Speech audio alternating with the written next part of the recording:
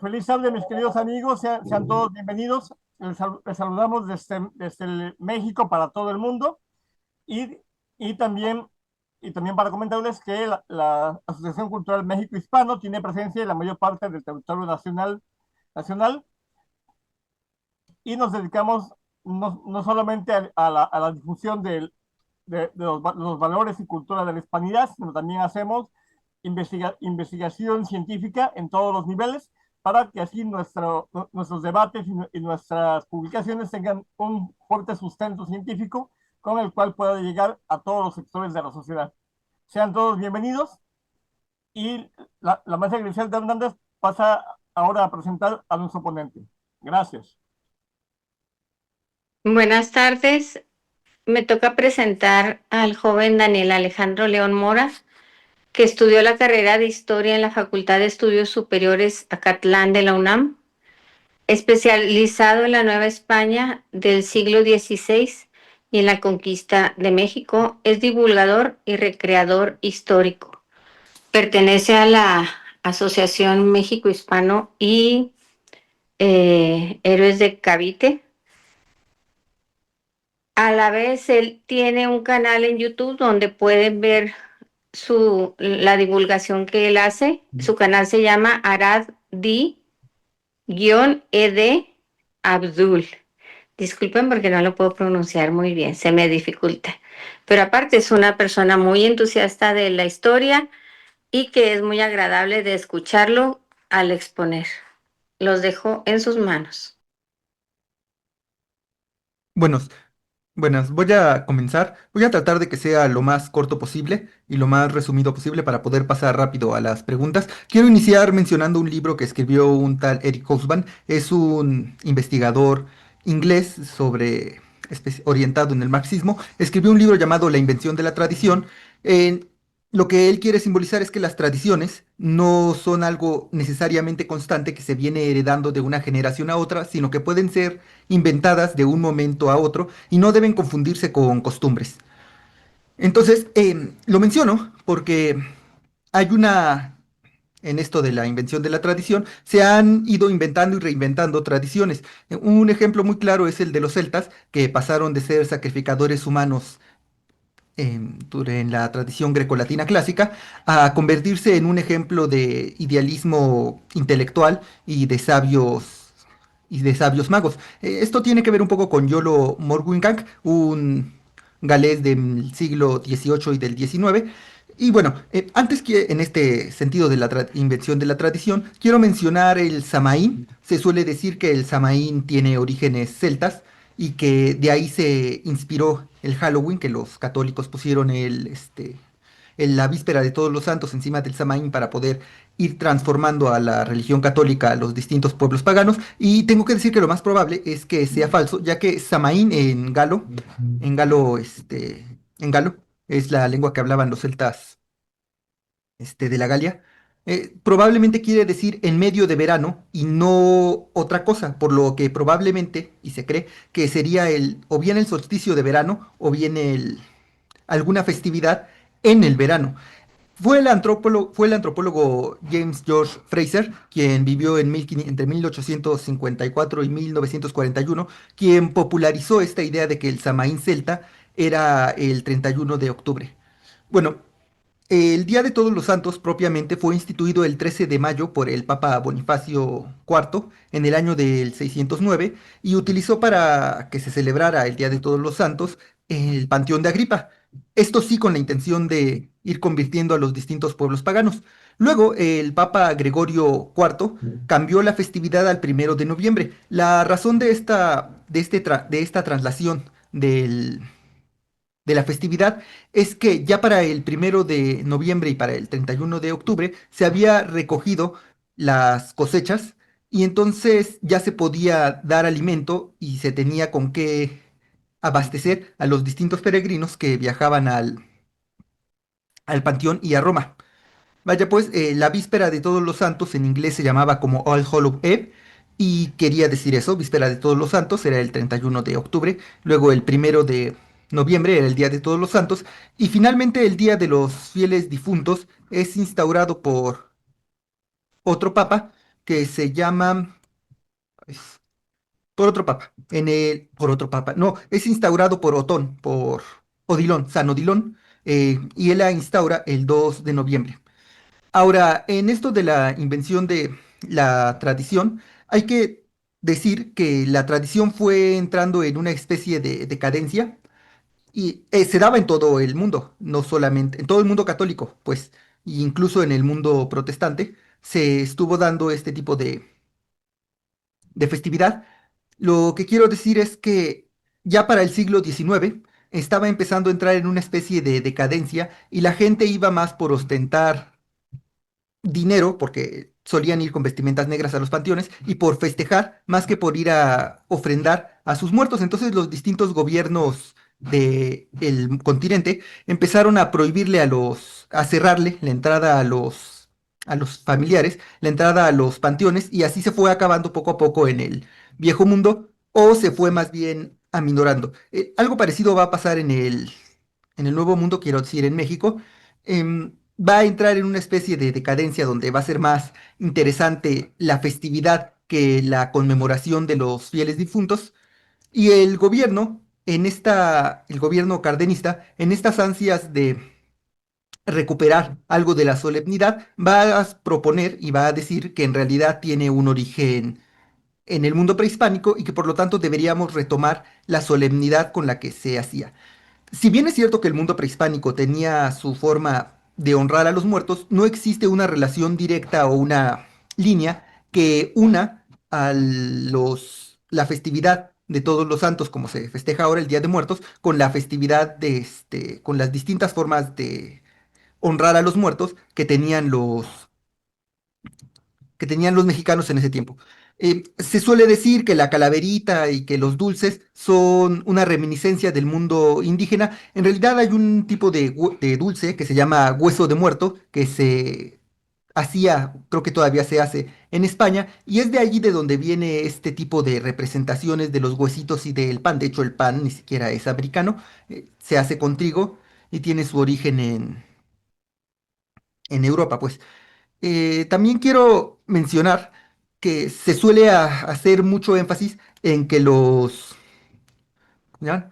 En las calaveritas, como una forma de expresión de los mexicanos. Las calaveritas son una serie de estrofas graciosas que hacen mofa o burla o honor a un tipo de persona, y esto normalmente se visten de catrines, y esto viene de un señor, de un mexicano, que en tiempos de Porfirio Díaz utilizó ese tipo de versos para burlarse de los catrines. Se identificaba a los catrines con catrines garbanceros. De hecho, la primera imagen que me viene a la mente es de José Guadalupe Posadas. La calavera garbancera es un grabado de Posadas, en donde él iba poniendo los versitos. Los garbanceros eran vendedores de garbanzos y eran pobres que aparentaban ser ricos, ocultando sus raíces indígenas. Además, tenían un estilo de vida muy europeo, o pretendían tenerlo, influenciado por Francia en el periodo porfiriano. Hay muchas imágenes, pueden buscar catrines, y ese tipo de imagen, el de la catrina, el del catrín, es el que se asocia a estas calaveritas que se hacen, y el de los versos burlones que se hacen, todo tiene que ver con Guadalupe Posadas. Y no quisiera extenderme más, bueno, sí quisiera extenderme más, pero no le veo razón. Puedo mencionar, por ejemplo, que en ese tiempo, que la antigua costumbre de poner altares a los muertos ya se había normalizado en el siglo XIX, y era muy significativa llevar como ofrenda a los muertos y a sus tumbas algún tipo de regalitos a sus muertos. No era algo que viera bien la Iglesia Católica, pero pues igualmente se hacía tanto en México como en España. Finalmente la tradición se fue perdiendo en el viejo mundo y se fue quedando cristalizada en el nuevo mundo. Y básicamente, como lo quería hacer muy corto, eso sería todo. Quisiera pasar a las preguntas por si quisieran que ampliara algún tema. Bueno, mencionabas los huesos de santo, ¿no? Que es el dulce de azúcar de España, que efectivamente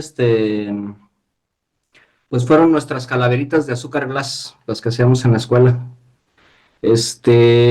También a mí me llama mucho la atención del Día de Muertos que pues las calaveritas se nos hacen algo muy mexicano, pero son también representaciones o de la influencia que nos venía de España de los grabadores españoles.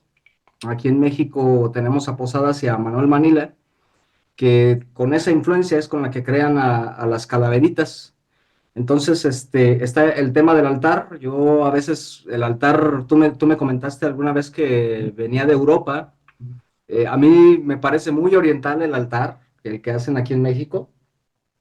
Entonces, no sé, me parece que es en tiempos de Carranza, ¿no? Mencionas en la conferencia que empiezan a crear el Día de Muertos como una especie de tutti frutti ahí, este, de muchas tradiciones que a la postre, pues los mexicanos van a considerar que provienen de la herencia indígena, de nuestro legado indígena, sin percatarse de que pues realmente es algo que inventamos en el siglo XX y que no define las tradiciones indígenas como nosotros lo pensaríamos, ¿no? Entonces, el tema de los grabados, que es el tema de las calaveritas y de la Catrina, que es yo creo que de los elementos más importantes que tenemos en el Día de Muertos, pues resulta ser una influencia española. El tema de los dulces también resulta ser influencia española. El tema de las fechas resulta ser católico por ser Día de los Santos Difuntos. El tema de los grabados resulta ser, como ya lo dije, influencia española. El tema de las calaveritas, que son estrofas de poesía, resulta ser también una influencia virreinal. Entonces, pues al final resulta que nada más nosotros como que fuimos unos cocineros que agarramos muchos ingredientes y presentamos una obra, ¿no?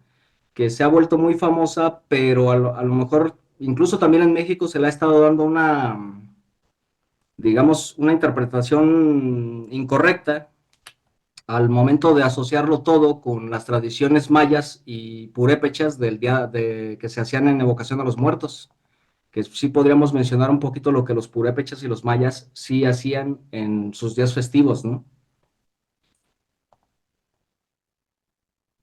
Sí, se me olvidó mencionar también que existe esta imagen de las calaveritas, literalmente cráneos de azúcar, que están adornados con papeles de colores. Eso es en relación y se hace referencia a que en ese tiempo existían unas reliquias santas, que eran unos huesos de santo, y entonces en representación a esos huesos de santos es que se utilizaban estas, bueno, se empezaron a hacer estas calaveritas adornadas este, con papeles de colores y brillantes. Porque es que esas reliquias de santos solían llevar oro incrustado porque eran muy caras. De hecho, en el siglo XVI los novohispanos compraron sus primeras reliquias de santos para poderlas ir a adorar en la catedral.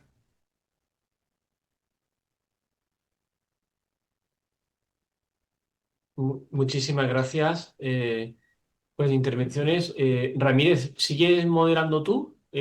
Ahora le das paso a Mario y a Griselda. Sí, está Griselda con la mano levantada y por el chat Lidia quiere hacer también una pregunta. Mi pregunta es si comenta todo lo que comentas, lo que nos expones, ¿por qué entonces las partes que tienen, digamos, más hondamente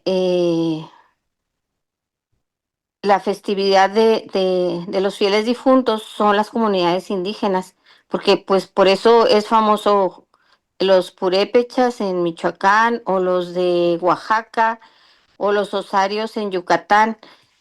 ¿A qué crees que se deba, o más bien si me puedes explicar por qué es donde tiene mayor influencia? Porque en muchas ciudades se empezó a llevar, como platicaba la vez pasada, cuando se empezó a meter en los programas de la Secretaría de Educación Pública que tenían que hacerse altares en todas las dependencias. Pero antes de eso ya se hacían las celebraciones en los pueblos que podíamos tomar como más indígenas de México. ¿A qué se debe? Bueno, para empezar hay que resaltar que lo indígena es lo español y lo español es lo indígena en México. Entonces, como está sumamente influido el mundo indígena de esta visión católica e hispana, cuando desde la Ciudad de México se empieza a instaurar esta nueva visión y esta nueva perspectiva acerca del Día de Muertos, es desde la capital que empieza a irradiar hacia provincia y en las regiones más alejadas de la capital o que están menos comunicadas con la capital es donde se conserva la tradición original de ir a los panteones a visitar a los muertos y llevándoles comida y haciéndoles altares en los panteones. Pero es justamente por esto. Entonces, entre más va creciendo el poder del Estado y va llevando a través de la educación o de su escuela su discurso, primero en las ciudades y luego se va expandiendo hacia los pueblos, es por eso que los pueblos, sobre todo los que están más alejados del ajetreo de la ciudad, logran mantener las tradiciones originales. Que en este caso originales pues serían las hispanas, ¿verdad? Sí, a eso me refiero, a la tradición hispana, porque se catolizó muy bien a los indígenas, bueno, dentro de las posibilidades que tenía la corona castellana. Cabe la ironía de que los indígenas generalmente son los que mejor resguardan las tradiciones hispanas aquí en México. La señora Lidia también tenía una pregunta. No sé si quiere hacerla por chat o encender Sí, su micrófono. buenas tardes. La voy a hacer por aquí, señor Ramírez. Muchas gracias. Mire, soy guía de turismo peruana y aquí en Perú nosotros tenemos claro que la religión católica que se practica actualmente tiene una fuerte influencia del pasado prehispánico en lo que llamamos sincretismo religioso, que yo imagino algo similar sucedió con ustedes. Es más, tenemos actualmente celebraciones religiosas como el Señor de los Milagros, que según la historiadora María Rostorowski tiene un origen en el culto al dios Pachacamac, lo que tiene sentido porque, como usted sabe, cuando dos culturas opuestas chocan, surge una nueva que tiene un poco de cada una de las anteriores. Ahora, luego de haberlo escuchado a usted, me dio la impresión, y dígame si estoy equivocada, por favor, de que la celebración del Día de los Muertos de México no tiene realmente, no es resultado de un sincretismo, o sí, o es puramente española.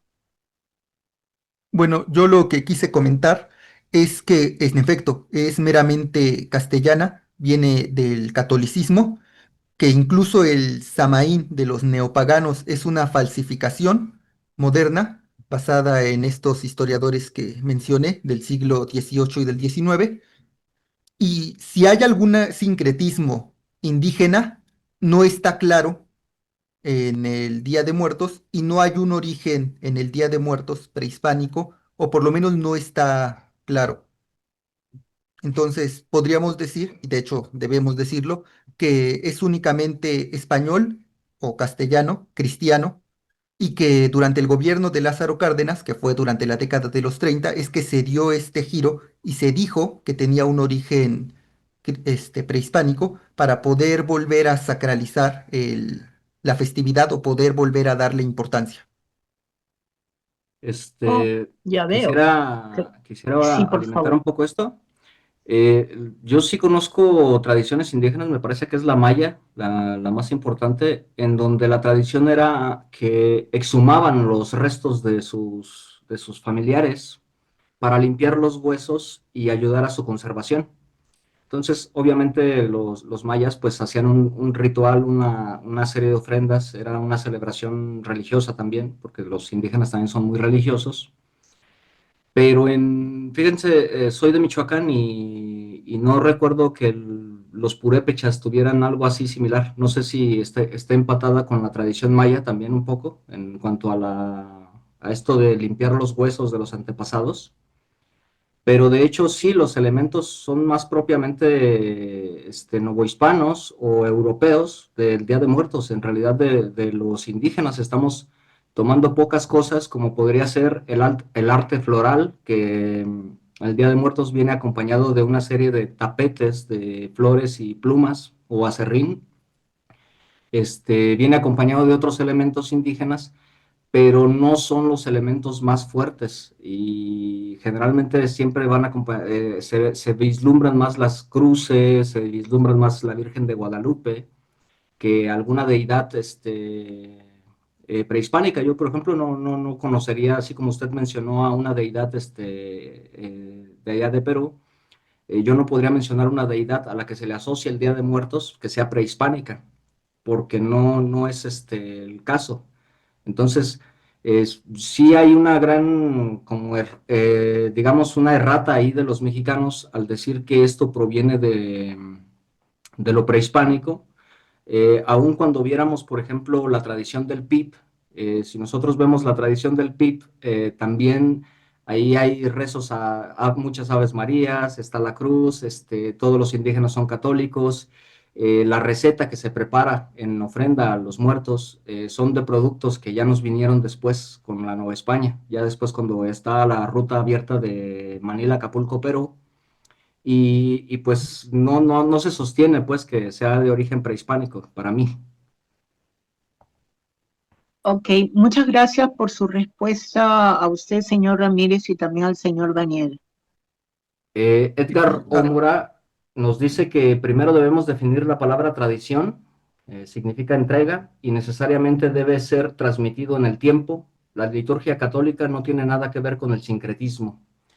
Este, sí, Ramírez, aquí, ¿Tienes fíjate, la al margen palabra? del chat, mira también la pantalla que están levantando los compañeros la mano. sí, el licenciado, el maestro Gaspar tiene la mano levantada. Quería comentarlo, el comentario aquí de Edgar primero. Ujú. Adelante, maestro. Muchas gracias. Mis queridos amigos, ahorita el pasado 24 de octubre participé en un coloquio sobre el Día de Muertos y centramos la discusión precisamente en el origen de la festividad. Participó un asesor educativo del Centro INA Veracruz y también un antropólogo del cuerpo de investigadores también del INA. Nos repartimos los temas, el asesor educativo, él tomó el origen mesoamericano, yo tomé el origen europeo y el antropólogo, él tomó el sincretismo. Pues bien, cuando se hizo la exposición sobre el origen mesoamericano, se, mo- se mostraron muchas evidencias, ¿cómo se llama?, del culto a los muertos en el mundo prehispánico, de las diferentes culturas, la maya, la mexica, la totonaca. Cuando me tocó a mí mi exposición, que fue la segunda, lo que yo les comentaba fue de que la exposición anterior no respondía la pregunta central que era para la cual estábamos haciendo el coloquio, ¿no? De contribuir desde diferentes trincheras del conocimiento a esclarecer el origen del Día de Muertos. Dije, para comenzar, le digo, hay que tomar en cuenta que todas las sociedades del planeta, todas, cuando alcanzan cierto nivel de desarrollo cultural, prestan una fuerte atención al mundo sobrenatural, por lo cual no es raro que en muchas culturas se desarrolle un culto a los muertos. África, Asia, Europa, América, Oceanía. ¿Sí? Pero, pero, y ahí sí, ¿cómo se llama? Le di un ligero jalón de orejas a mi colega, le dije, por favor, le digo, nos estamos desviando del tema. ¿Por qué? Porque para justificar el origen mesoamericano del Día de Muertos en México, tenías que explicarnos por qué todos los elementos que nos acabas de mostrar, cuáles son los elementos que están en el Día de Muertos, tal como lo conocemos. ¿Por qué? Porque la cultura novohispana también desarrolló su propia versión del Día de Muertos. Bueno, cuando me tocó a mí, hice la mención sobre los estudios de una famosa antropóloga mexicana llamada Elsa Malvido, que durante más de 40 años a lo largo del siglo XX, ella murió en 2011, desarrolló los llamados talleres de la muerte, es decir, el estudio antropológico, cultural, histórico, geográfico de las diferentes festividades para poder llegar a una fuerte conclusión. El Día de Muertos que hoy conocemos, que hoy festejamos en México, o sea, que no debe confundirse con con las festividades de Día de Muertos de las diferentes culturas, tanto en Europa como en América. Esta festividad en concreto, la que se celebra 30 de octubre, 31, 1 y 2 de noviembre, esta festividad en concreto y no otra, ¿cuál es su origen? Bueno, siguiendo los estudios de la doctora Elsa Malvino, ella dedicó más de 40 años a la investigación y lo declaraba de una manera tajante, diciendo que el origen del Día de Muertos no es prehispánico, sino es europeo. ¿Por qué? Porque todos los elementos que ella fue encontrando, y también viajó bastante en Europa, nos dice que hay elementos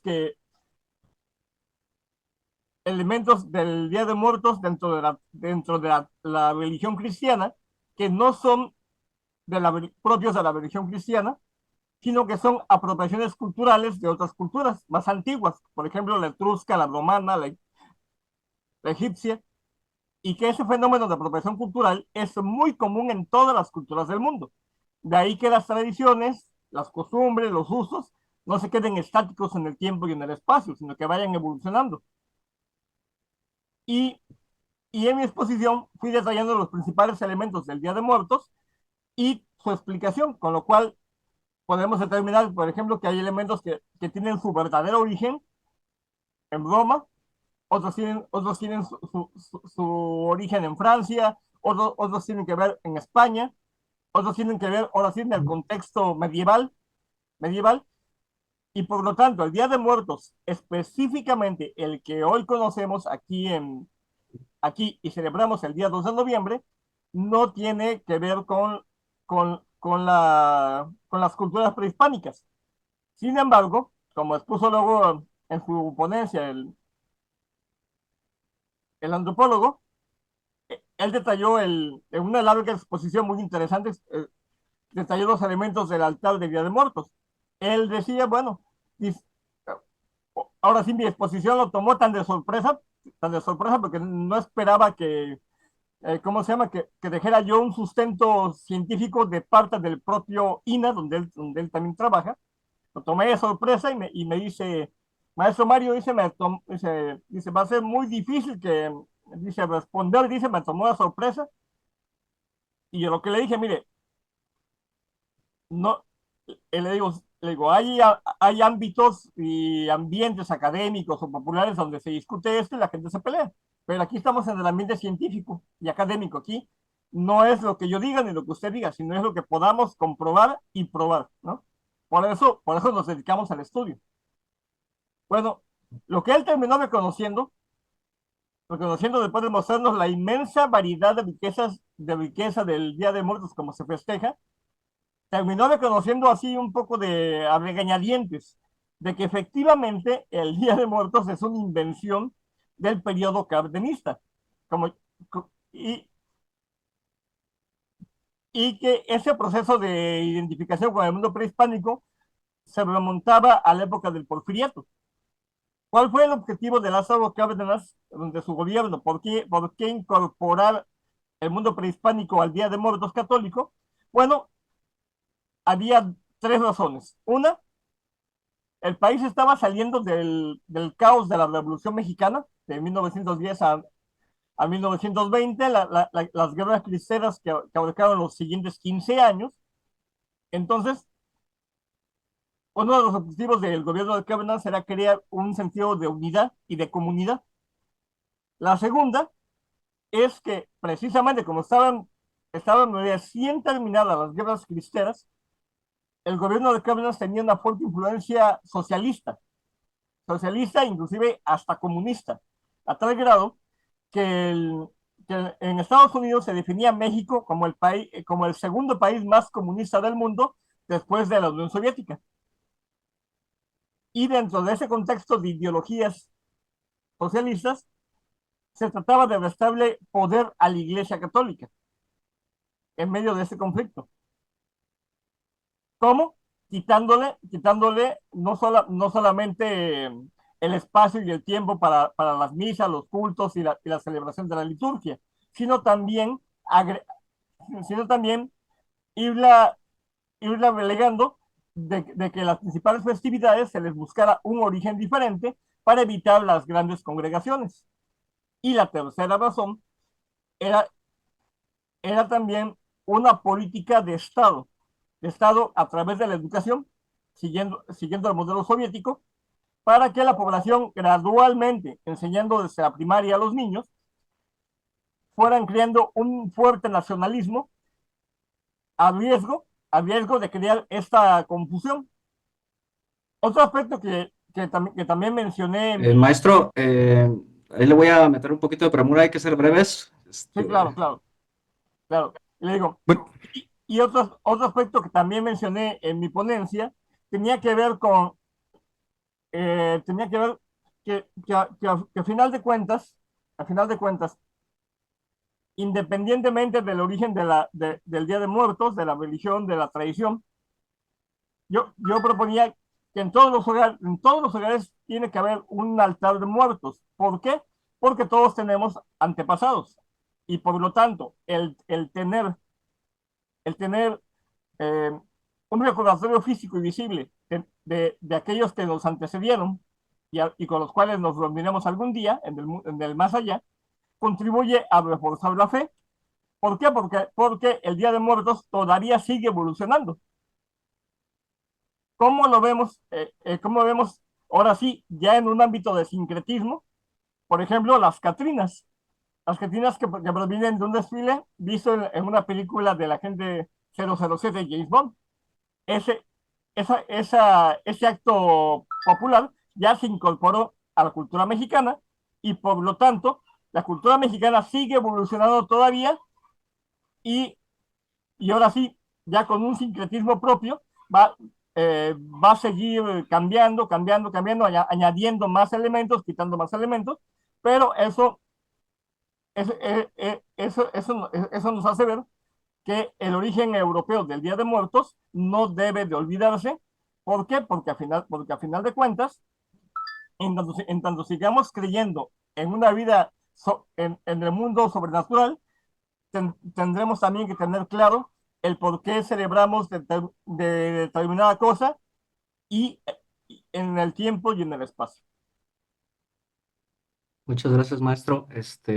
bueno, ahorita Daniel, rápido con lo que estaba comentando el maestro, era una doctrina del gobierno mexicano empezar a crear una serie de valores nacionalistas, no necesariamente socialistas, porque no era necesariamente ese el punto, pero sí de valores nacionalistas. En específico viene en memoria que tiempo antes de la invención de este Día de Muertos por Lázaro Cárdenas, está el hecho de que Plutarco Elías Calles quiso crear un Santa Claus a través de Quetzalcóatl. En 1929 fue el año de Santa Claus con este Quetzalcóatl y se quitaron todas las representaciones de Santa Claus se fueron poniendo las de Quetzalcóatl.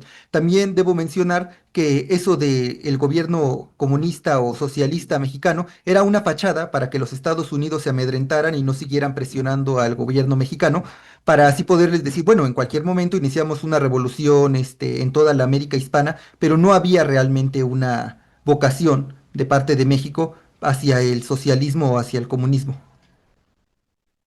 antes de pasar con Jesse, que tiene la mano levantada, ¿qué opinan ustedes acerca de este sincretismo religioso? Porque aquí Edgar nos comentaba que la liturgia católica no era esa, y evidentemente es un tema de debate, yo creo que también para Perú como para México, el hecho de que los sacerdotes católicos pues eran un poco permisivos con los indígenas, porque se consideraba que apenas estaban evangelizando. También hubo expresiones hispanas digamos, la historia del Evangelio desde los simbolismos indígenas, como podría ser la cruz atrial, que esta ya es una representación católica con simbolismo indígena que explica la pasión. Pero después de eso también tenemos expresiones como que Coatlicue es en realidad la verdadera Virgen de Guadalupe. O sea, encontramos estas cosas que rozan entre la herejía y la liturgia católica, en la que hay un debate de sacerdotes católicos en qué tan permisivos deben ser como iglesia, como institución, al momento de encontrarse con estas mezclas que a veces se hacen en comunidades, ¿no? Me gustaría saber su opinión. ¿Puedo intervenir de nuevo, por favor? Por favor. Gracias. Mire, yo eso lo he percibido de otro modo. Cuando llega el conquistador español, viene con una misión, evangelizar, y encuentra una fortísima barrera idiomática para empezar, y qué decir cultural. Sin embargo, empiezan a darse cuenta que al presentar, por ejemplo, la imagen de la Virgen María, la Madre, y notar que el indígena la puede asociar con la Madre Tierra, la Pachamama, de alguna manera ese enlace es un enganche y de algún modo también empiezan a permitir, entre comillas, que se proceda con ese modo de percibirla. Pienso que no es un tema de si estaban haciendo lo correcto o no, sino que así sucedió y así fue avanzando, ¿no?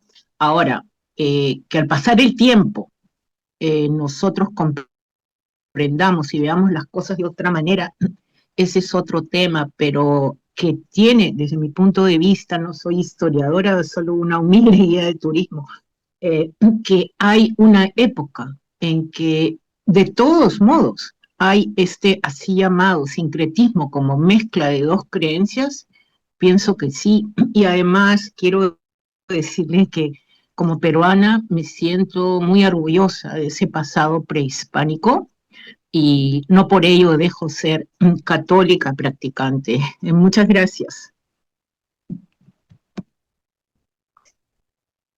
GC tenía la mano alzada, no sé qué quiera comentar. Sí, buenas tardes.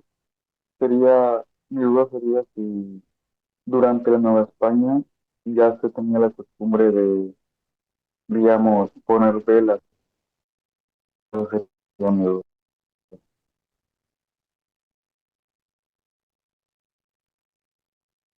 Supongo que está teniendo problemas con su audio.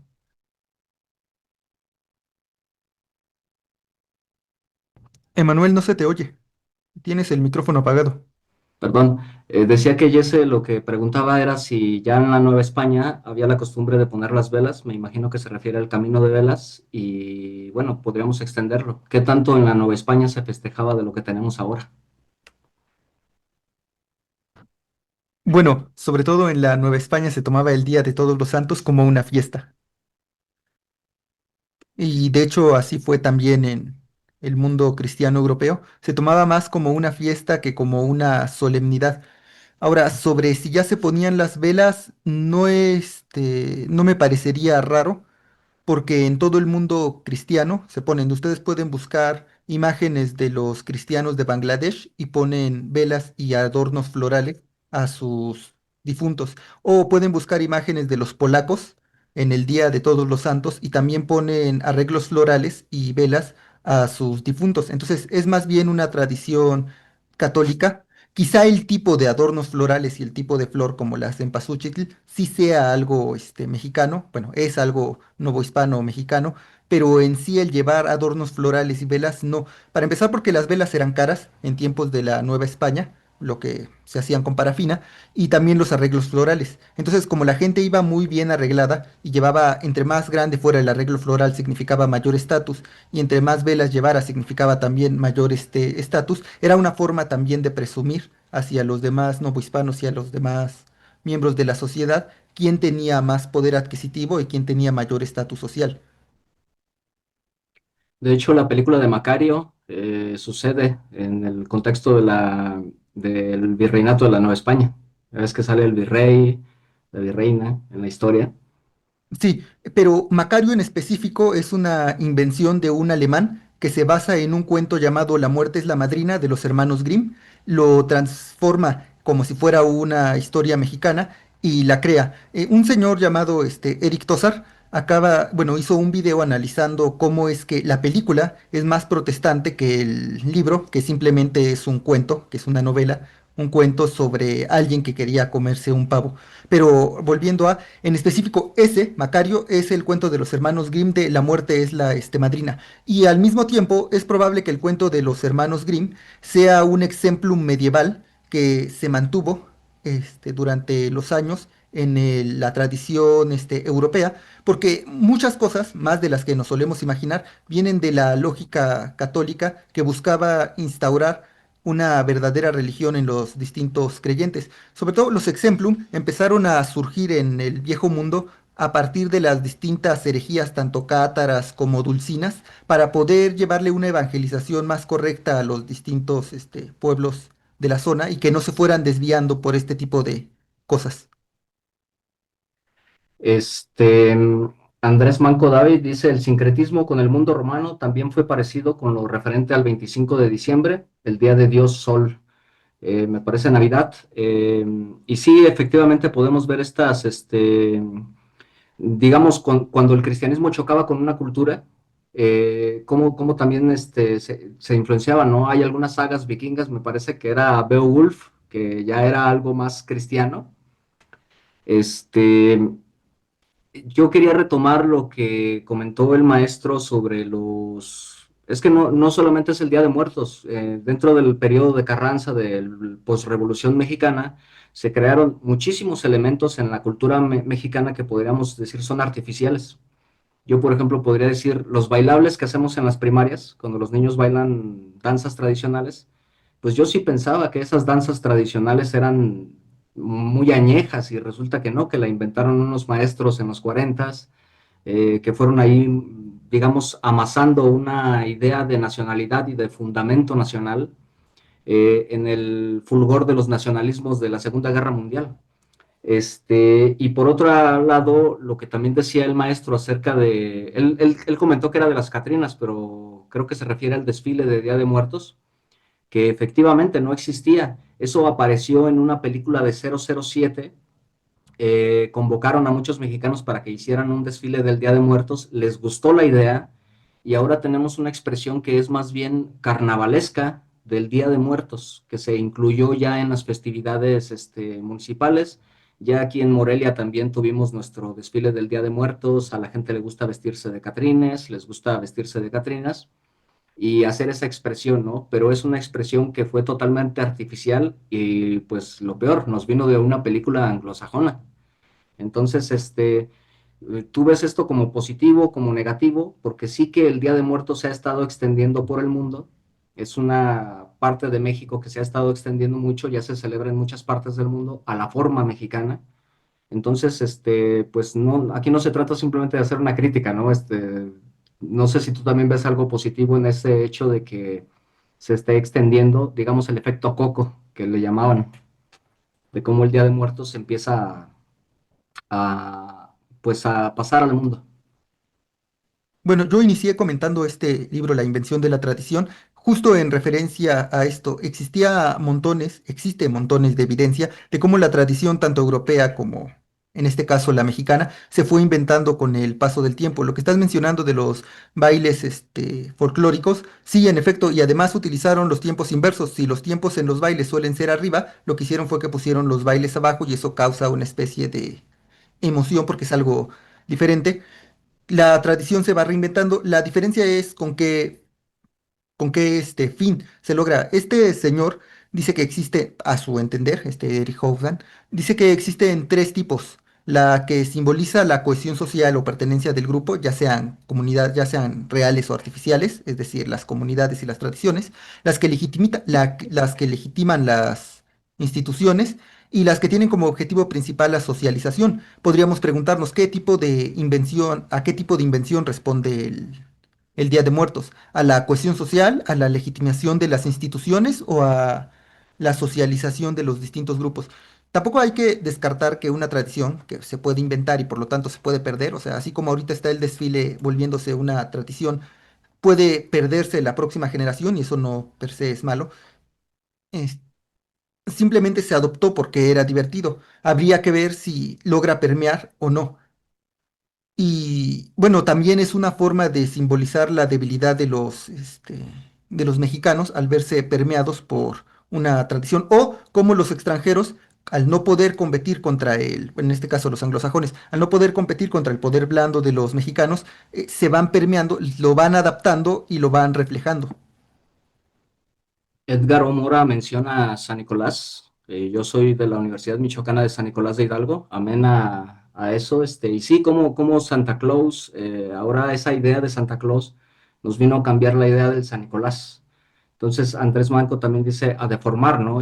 Como una deformación del fundamento y del significado auténtico que tiene una tradición y cómo la pasamos a formar parte de una festividad. Yo podría mencionar también el 12 de diciembre, que festejamos todos a la Virgen, y ya es más la borrachera que en las mañanitas que el festejo a la Virgen, ¿no? Entonces, son cosas que suceden a muchos niveles y que nos molestan a muchos y a otros pues dicen, pues yo cumplo con asistir, ¿no? A las festividades, podría decirse. ¿Alguien más tiene un comentario? Sí, Adelante, Alexin.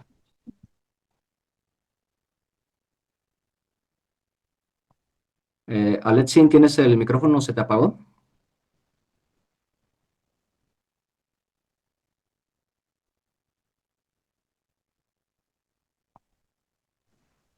ya, perdón, disculpe. Adelante. No, pues felicitar al colega Daniel, han salido muchas cosas muy interesantes, de todo esto.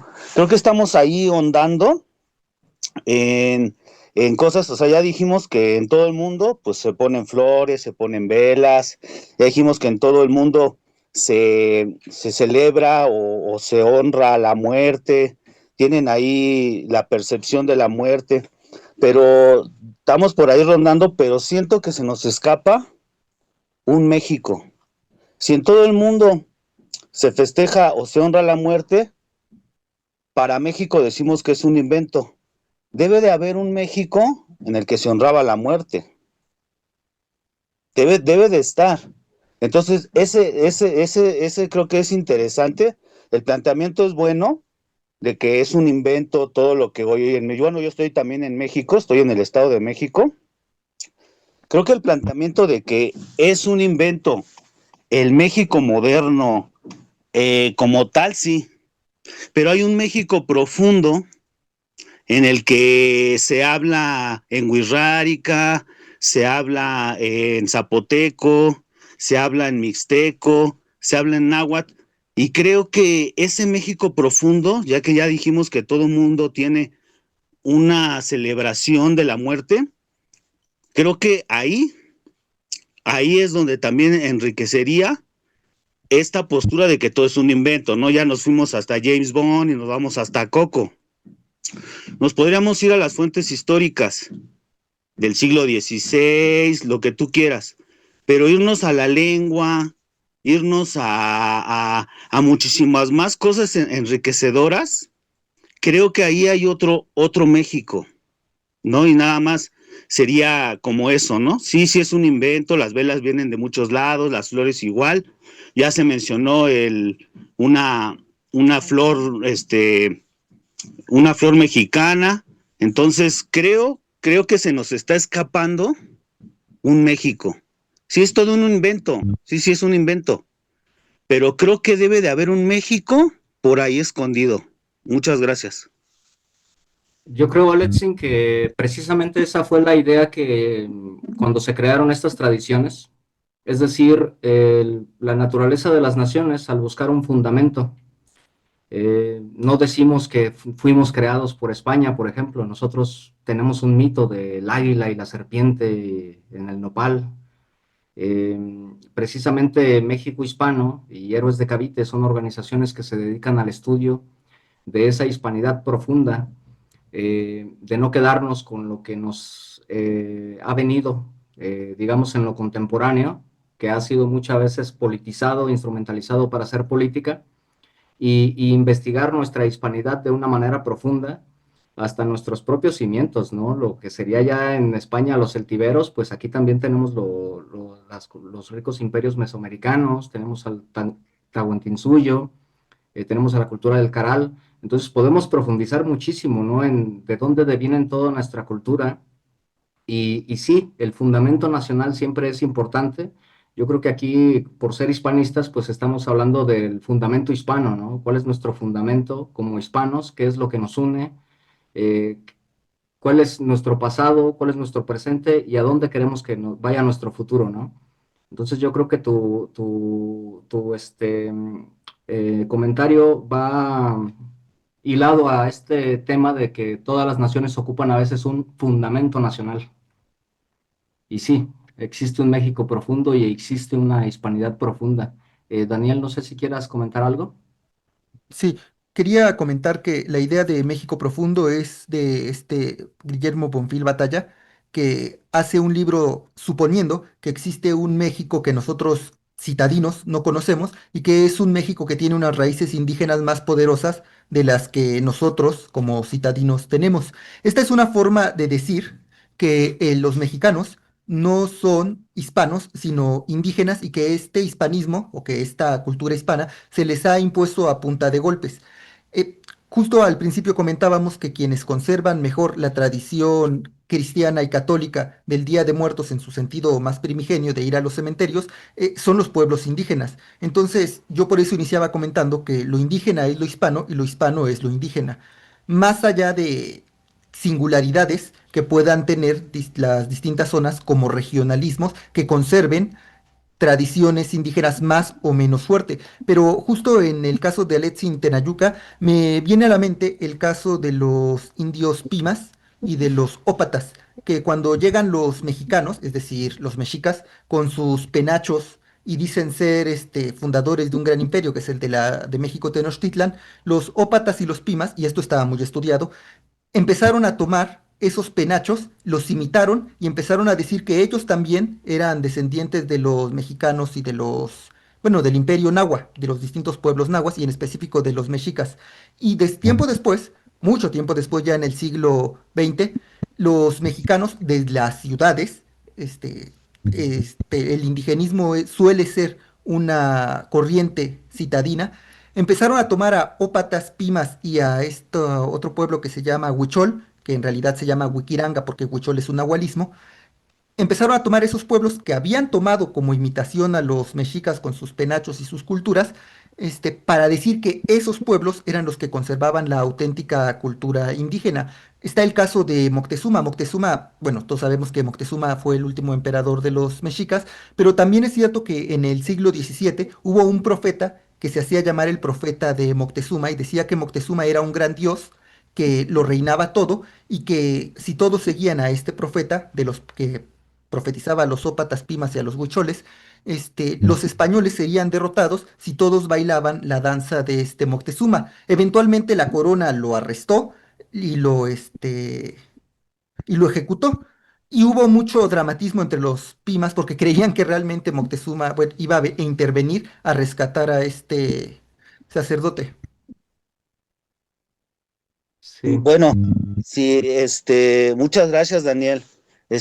Bueno, o sea, sin llegar a la concepción de Bonfil Batalla, de que a golpes y que no, o sea, sin llegar a eso, siento que podemos tener más elementos si juntamos no es tanto de que fue a golpes y quién es mejor o cómo fue ese proceso histórico, o no, sino siento que va más a juntar que a eso de Bonfil Batalla, ¿no? Y con lo que respecto a lo que dices de los panteones, que ir a los panteones era como más indígena, pues bueno, en el mundo indígena no había panteones, ¿no? O sea, no había un lugar a donde fueran a enterrar a las personas, se enterraban en su propia casa. Entonces eso de ir a los panteones no puede ser tanto indígena, porque no existían panteones en lo indígena, pero más que cualquier otra cosa es pues abrir el debate, está súper bien. Nosotros sabíamos que cuando Daniel iba a exponer aquí iba a haber respuestas, iba a haber cosas porque lo conocemos bien. Entonces más que ponernos a ver si a golpes o no a golpes, creo que es felicitarte, Daniel, creo que es muy buena ponencia, muy buen tema. Nosotros también manejamos el tema también acá desde Tenayuca, porque Tenayuca es un lugar, y entonces felicitarte nada más, Daniel, y muchas gracias. Gracias y gracias por venir y por tu comentario. Muchas gracias, Alexin. El maestro Mario Gaspar, tiene la mano levantada. Ujú. Ok. Gracias, gracias. Sí, miren, compañeros, respecto a lo que nos comenta el compañero Alexi, le puedo decir que lo que él llama el México profundo, en relación al tema que estamos tratando, ya se ha investigado muchísimo por parte del Instituto Nacional de Antropología e Historia. Y precisamente en el coloquio en el que participé el 24 de octubre, el antropólogo Francisco Heredia, él hizo una brillante exposición de media hora, precisamente reflejando ese México profundo con toda su riqueza cultural que hay. Y en algo que coincidimos los tres ponentes fue que no se está diciendo, porque esa pregunta me la hicieron también. Digo, no se está diciendo que el Día de Muertos actual sea una invención artificial o una falsificación. No, no se dice eso porque sabemos que el fenómeno de la apropiación cultural se da en todo el mundo desde hace miles de años. Y es algo que se va a seguir haciendo después de que nosotros nos vayamos. Lo que se quiere decir, y eso es precisamente lo que buscábamos con ese coloquio, era precisar, centrarnos específicamente en el Día de Muertos que se celebra hoy en día, cuáles eran sus orígenes. Cuando vemos, cuando vemos la exposición de elementos indígenas, está muy bien, está muy bien, está muy bien. Qué bueno que nuestros pueblos indígenas lo sigan haciendo. Lo que queríamos nosotros, ahora sí, averiguar o aportar era que los elementos principales de la festividad, si eran ahora sí, puramente prehispánicos, como dice el gobierno, o si eran también europeos, como también dice una buena parte del sector académico de México, o, o si eran frutos de un sincretismo, como lo menciona también otra parte del sector académico de México más reciente que nació y se formó con esa tradición. O sea, no estamos ni atacando, ni despreciando, ni teniendo esa visión de la imposición. ¿Por qué? Porque sabemos que en el virreinato de la Nueva España, al igual que pasó en Europa y en Asia con el cristianismo, se tomaron elementos de las diferentes culturas para que ciertos rituales se pudieran llevar a cabo con mayor facilidad, para que la evangelización fuera más flexible y menos impositiva, y sobre todo para que hubiera un mutuo entendimiento sin destruirse mutuamente. ¿Sí? Y la prueba de ello la tenemos con los franciscanos. Cuando llegan los 12 apóstoles franciscanos en 1524, ellos se van a enfrentar de primera mano con esa barrera tanto del lenguaje como de la cosmovisión, y van a desarrollar una serie de coloquios con los sacerdotes y caciques indígenas que habían sobrevivido a las batallas. Y de eso va a salir no solamente un método para evangelizar en Mesoamérica, sino también una comprensión que redujese lo que era común en todo el mundo en el siglo XVI, que era la intransigencia religiosa, porque todos eran intransigentes, indígenas, europeos, asiáticos, chinos. O sea, entonces mis queridos amigos, les digo, no se trata de hacer menos al México prehispánico, no, al contrario. Se trata de estudiarlo, se trata de conocerlo, y precisamente la doctora Elsa Malvido, durante más de 40 años, con sus talleres de la muerte, ella estudió las epidemias, los modos de morir, por qué las culturas indígenas hacían esto o hacían aquello, y también se tomó el trabajo de hacer el mismo estudio con los europeos, para de esa manera ir separando los elementos culturales y determinar cuál le correspondían a cada quien. Muchas gracias, maestro. Este, Edgar nos comenta, debemos recordar que México nació con la hispanidad. Los pueblos indígenas no estuvieron unidos antes de eso.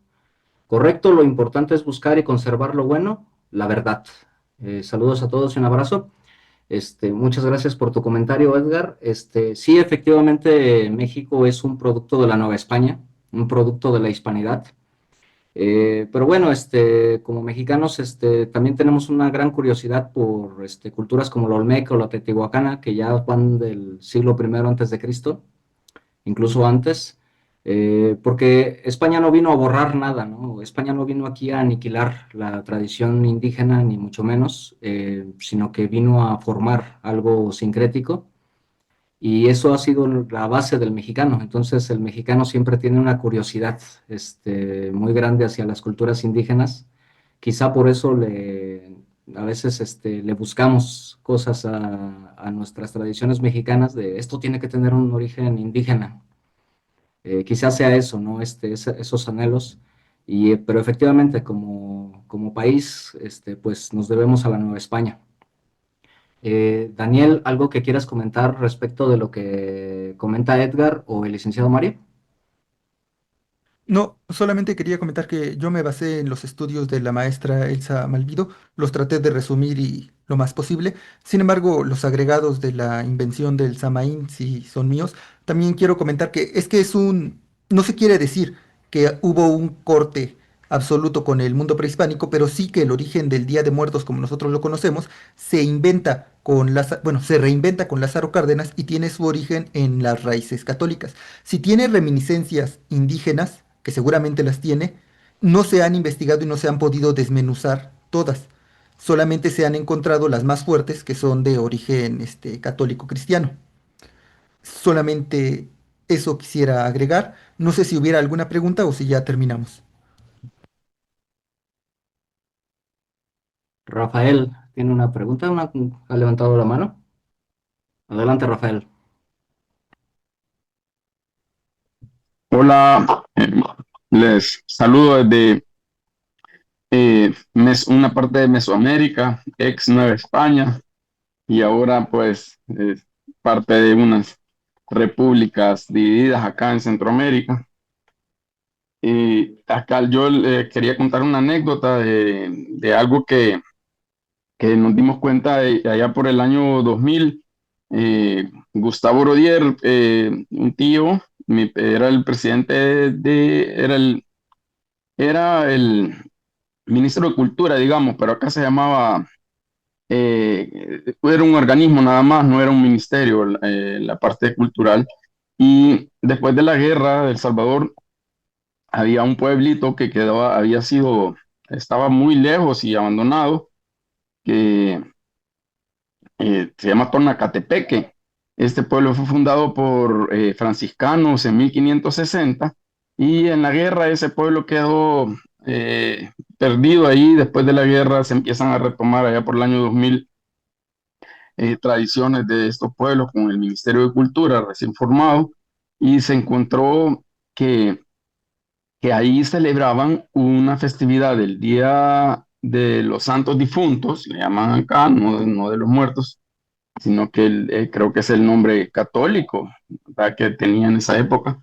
Y el, la celebración llamó mucho la atención porque celebraban con unas calabazas que acá les decimos ayotes, no sé si acá eran nahua hablantes, las, eh, las tribus que estaban en esta parte eran pipiles nahuatl pero hablaban una variedad de náhuatl, y le decían ayote a esta calabaza.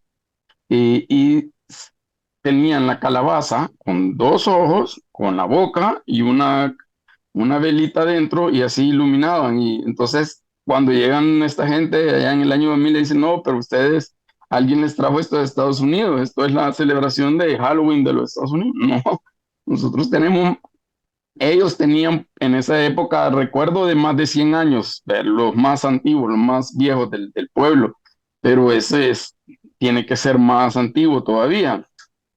Y pedían dulce los niños, dulce de ayote, que es el dulce de calabaza también. Pues es una anécdota que les cuento porque llamó mucho la atención, que era una celebración igual al Halloween, pero ellos se enojan mucho que tú les digas que es igual a Halloween, pero y con los muchachos jóvenes se disfrazaban de calaveras también en la noche para salir a asustar a la gente y al día siguiente pues ir a enflorar a los muertos, como así se le dice acá, ¿verdad? Solamente quería compartir esa historia, anécdota.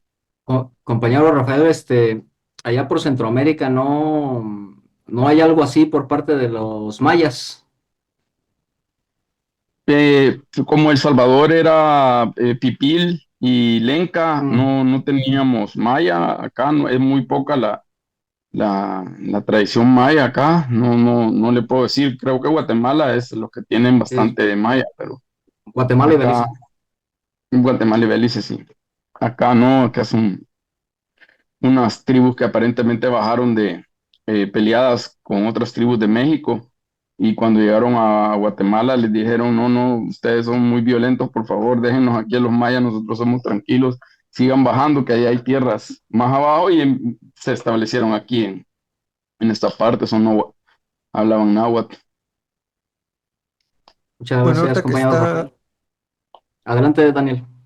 bueno, ahorita que está comentando lo de Guatemala y de los mayas, también hay que decir que hay más presencia maya en Guatemala, bueno, hubo más presencia maya en Guatemala de lo que se cree. Fue el gobierno de la independencia, pues ya el que se logró hacer independiente de México, el que empezó a instaurar el mayismo dentro de Guatemala como una forma de identidad nacional, justo en contraposición a México, que era náhuatl, y como una forma a los guatemaltecos de reafirmar su identidad nacional, sea real o inventada, y fueron disminuyendo y marginando a los grupos mayas. Viene a mi mente una ciudad que se llama Quetzaltenango, que es náhuatl, y así podemos hacer un rastreo de más ciudades nahuas de distintos conquistadores nahuas que se fueron estableciendo, y luego además la migración nahua que llegó cuando fue la conquista de Guatemala con Pedrito de Alvarado.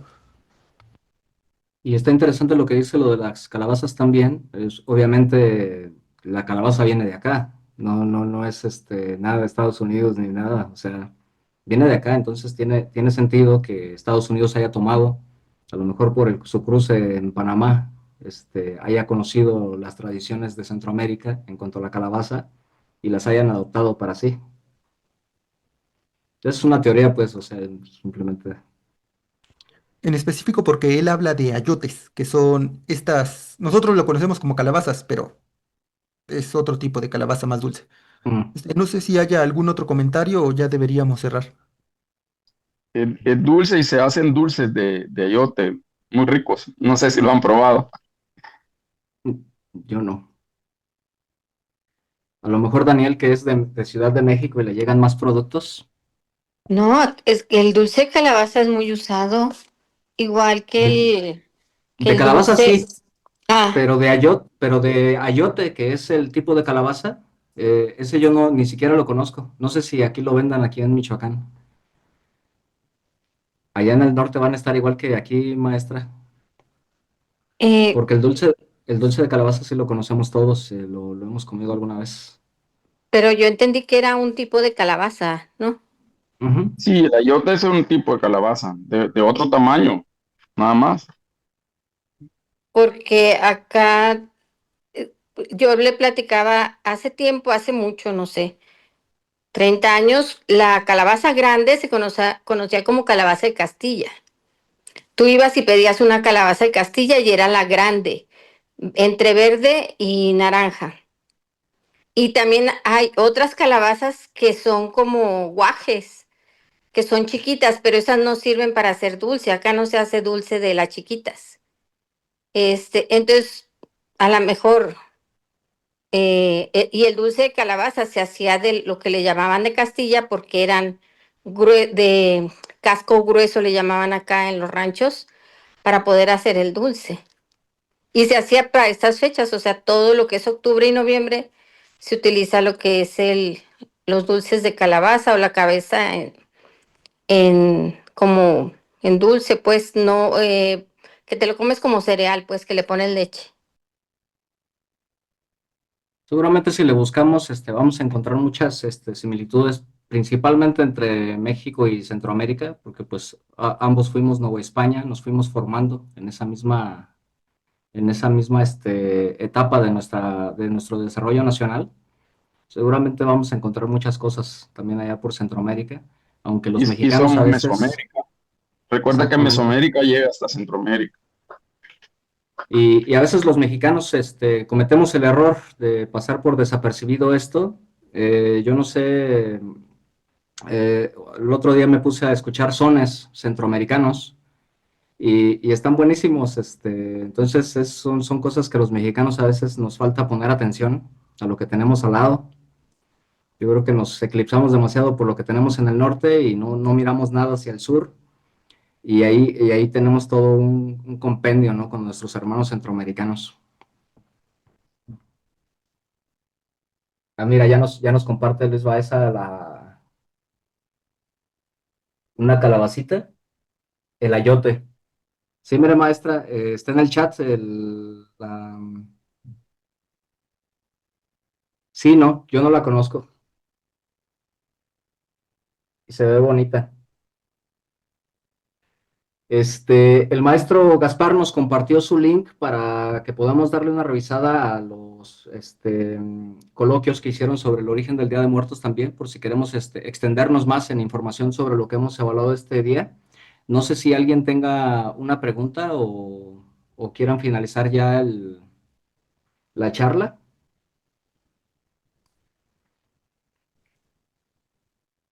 Muy bien.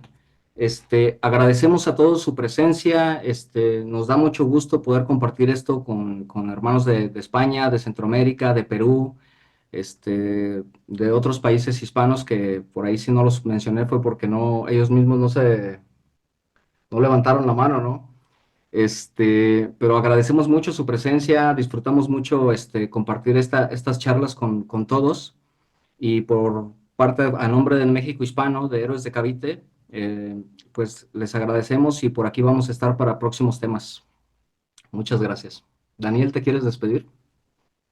Sí, que tengan buen día. Espero que haya sido agradable la conversación y la exposición de temas. Pueden buscar a Elsa Malvido y les recomiendo también la invención de la tradición porque nos serviría para entender este tema de las invenciones de la tradición. Quiero mencionar que México llegó un poco tarde a la invención de las tradiciones, ya las demás naciones del concierto europeo habían inventado sus tradiciones y México apenas en los años 30 estaba comenzando a inventar las suyas.